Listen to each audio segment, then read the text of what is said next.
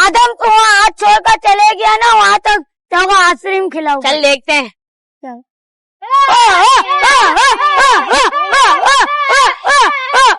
बेटा क्या तमाशा लगा रखा है? ये रोड को क्या तुमने मैदान समझा हुआ है? हाजी साहब रेस लग रही थी हमारी। ये रेस लगाने की जगह है ये। आपको हर एक चीज से मसला क्यों होता है? बेटा जबान संभाल के बात कर, नहीं तो मैं तेरी साइकिल तोड़ दूंगा। हाजी साहब हम शोर नहीं करेंगे। आज के बाद मैंने तुमको इधर देखा ना तो ठीक नहीं होगा बच्चा।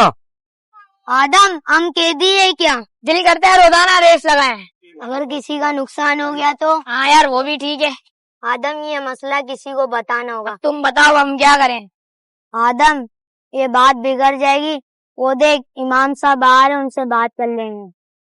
इमाम साहब अस्सलाम वालेकुम। वालेकुम अस्सलाम।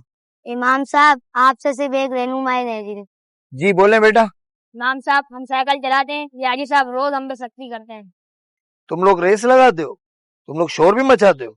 बच्चों देखो खेलना तुम्हारा हक है, मगर ऐसा खेल कि जिससे किसी को तकलीफ ना हो, क्योंकि बहादुरी शोर में नहीं होती बल्कि ज़ब्त और अदब में होती। बच्चों अगर तुमने एहतियात न की तो नुकसान उठाओगे। बाज बातें बड़ों की कड़वी लगती हैं, लेकिन उसमें सीख और कुछ सबक होता है। बेटा अगर हाजी साहब सख्ती से काम करेंगे ना तो हाजी साहब से भी भलाई दूर हो जाएगी। आप लोग शोर और रफ्तार पर कंट्रोल करो, बाकी मैं हाजी साहब से खुद बात कर लेता हूँ।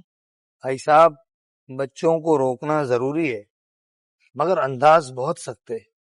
इमाम साहब अगर हम सख्ती नहीं करेंगे तो ये सर पे चढ़ जाएंगे। नहीं नहीं भाई साहब, सख्ती वक्ती दबाव देती है मगर नरमी मुस्तकिल असर डालती है। हाजी साहब अगर आप हिकमत से बात करेंगे तो यही बच्चे आपका एहतराम करेंगे।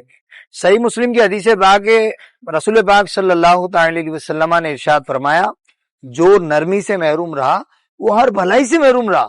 शायद मैं ज्यादा सख्त हो जाता हूँ। जिंदगी में सिर्फ हक पे होना काफी नहीं, बल्कि तरीका भी दुरुस्त होना चाहिए, लहजे में मिठास होनी चाहिए।